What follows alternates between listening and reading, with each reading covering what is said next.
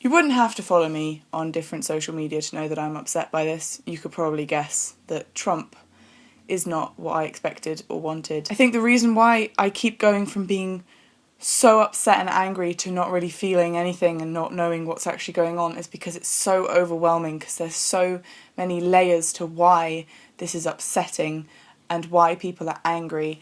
Hillary Clinton, I can understand that some people don't like her, I can understand that people don't trust her, but she was so qualified and she worked so hard, and the fact that none of it was enough is heartbreaking.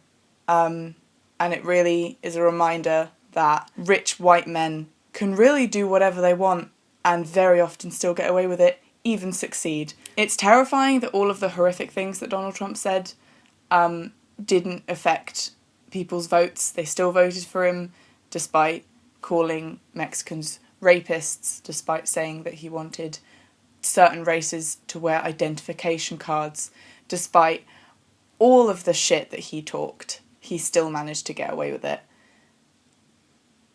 And I do find myself quite speechless. If you are scared right now, I can understand and I relate and I feel the same way. It's a horrible feeling of helplessness, of not being able to stop what's going to happen, which is all of the hatred and the ignorance that we have worked so hard to get rid of coming straight back. Because if you think that Donald Trump winning isn't going to affect racial tension in America and the rest of the world whatsoever, you are very, very naive.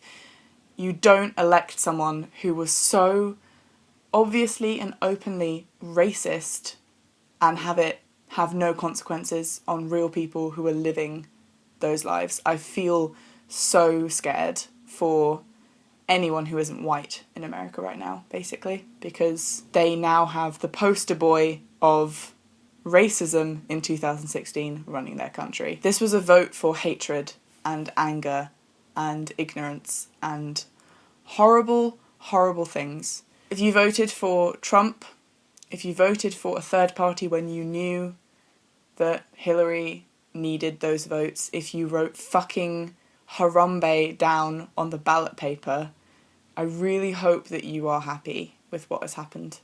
Because by doing any of those things, you either directly or indirectly meant that Trump won. Because all of the states in which Hillary needed that 1 or 2% to win, that 1 or 2% was independent parties or third party electives. I can understand sticking to your morals. I can understand that you want to vote for someone who you really like.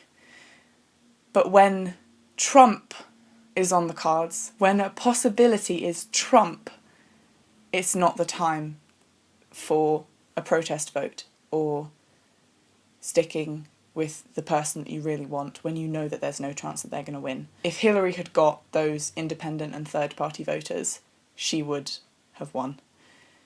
And that is upsetting. As well as the fact that if only women had voted, Hillary would have won.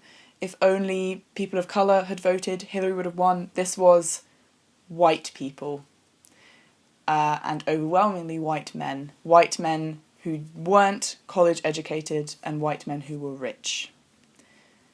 Is what got Trump where he is now. And it goes against all of the progress that I thought was happening, and it's very, very disheartening. Yeah. Okay. Alright. I'm sorry.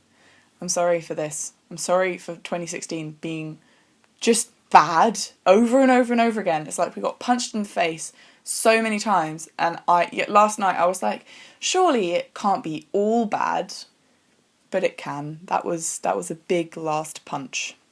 Okay, alright, I'm done. I'm sending good vibes to you if you are watching this and you are scared or you are upset. And now we see what happens.